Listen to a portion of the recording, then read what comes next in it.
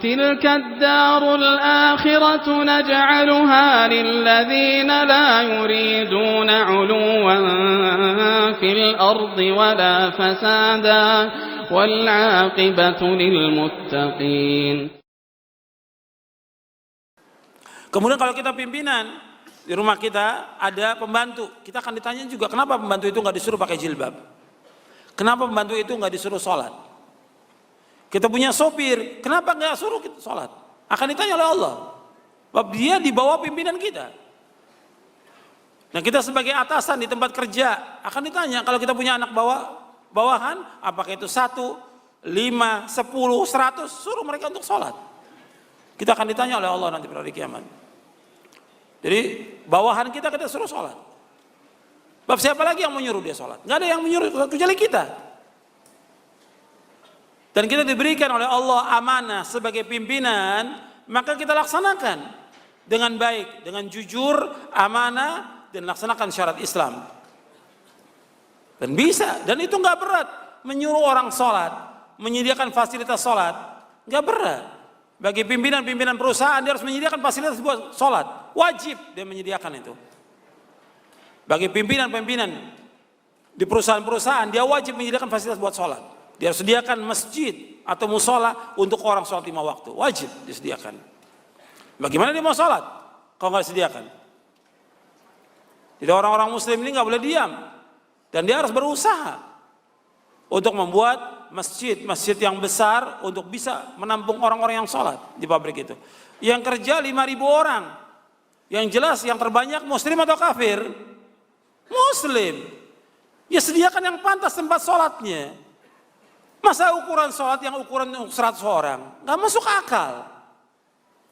Yang kerja 5.000 orang, masa dikasihkan fasilitas sholat buat 100 orang? Sediakan untuk 3.000 atau 4.000 orang. Bermanfaat. Karena dia wajib melaksanakan sholat 5 waktu dan juga wajib mengerjakan sholat Jumat. Ini tanggung jawab para pimpinan ini. Tanggung jawab di hadapan Allah pada hari kiamat. Dia pimpinan nggak boleh diam, dia harus suruh dan aktif.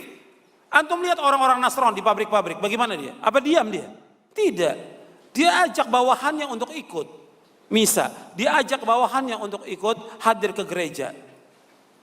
Dia ajak bawahannya untuk ikut Natal. Iya tidak? Kenyataan terjadi seperti itu. Ketika pimpinan Nasrani diajak semuanya untuk ikut acara mereka. Yang jelas sesat dan kufur. Kufur. Gak boleh ada orang sekali-sekali mengucapkan selamat Natal. Hukumnya haram. Haram. Dan kufur. Bukan hanya haram, kufur, dosa besar dan kufur. Bagaimana mengucapkan selamat lahirnya anak Tuhan? Allah berfirman, lam yalid walam, Allah tidak beranak dan tidak diperanakkan. Allah tidak melahirkan dan tidak dilahirkan. Kufur, mengatakan lahirnya anak Tuhan. Kalau pimpinannya mereka orang kafir, diajak semuanya, bawahannya. Tapi kenapa pimpinan muslim ini diam?